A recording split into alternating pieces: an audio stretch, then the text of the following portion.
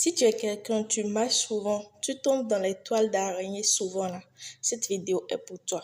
Ce que les toiles d'araignée signifient, cette vidéo est pour toi. Reste jusqu'à la fin et je vais te donner l'astuce pour remédier à ça. Souvent quand on est en train de marcher, on tombe souvent dans les toiles d'araignée. On se dit, ces bestioles ont encore fait du n'importe quoi ici et on zappe, on passe. Souvent là, les vols d'étoiles là, ça se fait par toile d'araignée. Parce qu'il y a une chose que vous ne comprenez pas.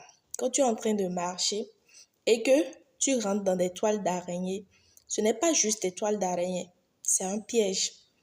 Et ce piège, quel est le but de ce piège?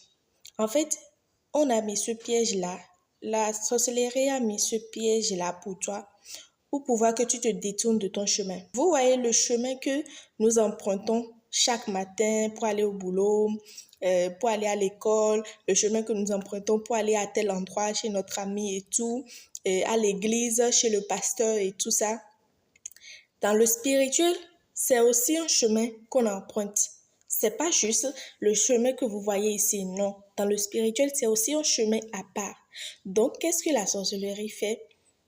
Pour te détourner de ton chemin, on place des toiles d'araignée sur ta voie. Et quand toi tu rentres dans les toiles d'araignée, qu'est-ce que tu fais?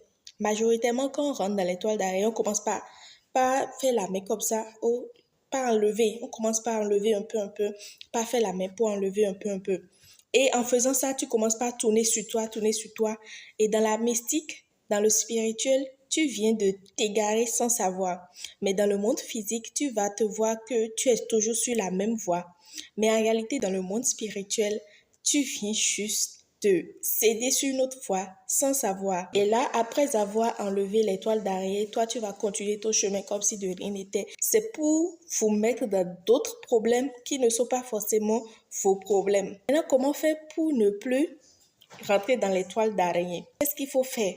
Qu'est-ce qu'il faut garder sur soi ou quelle est cette chose-là qu'il faut faire?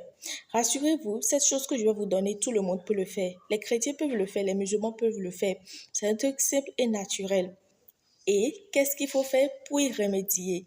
Abonne-toi, commente partie 2 ou commente astuce.